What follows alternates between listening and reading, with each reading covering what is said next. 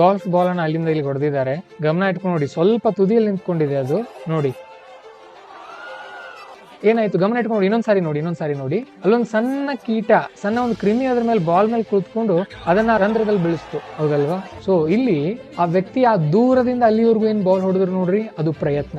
ಆಮೇಲೆ ಆ ಏನ್ ಹೋಲ್ ಇತ್ತಲ್ಲ, ಆ ರಂಧ್ರದ ಮೇಲೆ ಬಾಲ್ ತುದಿಗೆ ಹೋಗಿ ಕುಳಿತುಕೊಂಡಾಗ ಒಂದ್ ಸಣ್ಣ ಕೀಟ ಅಥವಾ ಒಂದು ಕ್ರಿಮಿ ಬಂದು ಅದ್ರ ಮೇಲೆ ಕುಳಿತುಕೊಂಡು ಅದನ್ನ ಆ ರಂಧ್ರದ ಒಳಗೆ ತಳ್ಳಿತ್ ನೋಡಿ, ಅದು ಲಕ್ ಜೀವನದಲ್ಲಿ ಮುಖ್ಯ, ಹೌದು.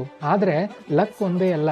ಲಕ್ ಯಾವಾಗ ಅನುಕೂಲಕ್ಕೆ ಬರುತ್ತೆ ಅಂತ ಅಂದ್ರೆ ನೀವು ಪ್ರಯತ್ನ ಪಟ್ಟಾಗ. ನನ್ನ ಬಳಿ ಲಕ್ ಇಲ್ಲ, ನಾನು ಏನೇ ಮಾಡಿದ್ರು ಯಶಸ್ವಿ ಆಗ್ತಾ ಇಲ್ಲ ಅಂತ ಸುಮ್ನೆ ಕೂತ್ಕೊಂಡ್ಬಿಟ್ರೆ ಯಶಸ್ಸು ಹೇಗೆ ಸಿಗುತ್ತೆ ನಿಮಗೆ? ಆ ವ್ಯಕ್ತಿ ತಾನಿರುವ ಸ್ಥಳದಿಂದ ಆ ರಂಧ್ರದ ಹೊರಗಾದ್ರೂ ಬಾಲನ್ನ ಹೊಡಿಲೇಬೇಕಾಗಿತ್ತಲ್ವಾ, ಹೊಡೆದ್ರಲ್ವಾ ಅದನ್ನ.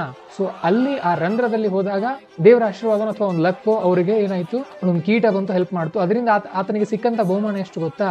16 ಕೋಟಿ ರೂಪಾಯಿಗಳು. ಗಮನದಲ್ಲಿಟ್ಕೊಳ್ಳಿ, ನಿರಂತರವಾಗಿ ಪ್ರಯತ್ನ ಮಾಡ್ತಾ ಇರಿ, ನೆವರ್ ಗಿವ್ ಅಪ್. ಇಂಥ ಮತ್ತಷ್ಟು ವಿಡಿಯೋಗಳಿಗಾಗಿ ಫಾಲೋ ಮಾಡಿ. All the best.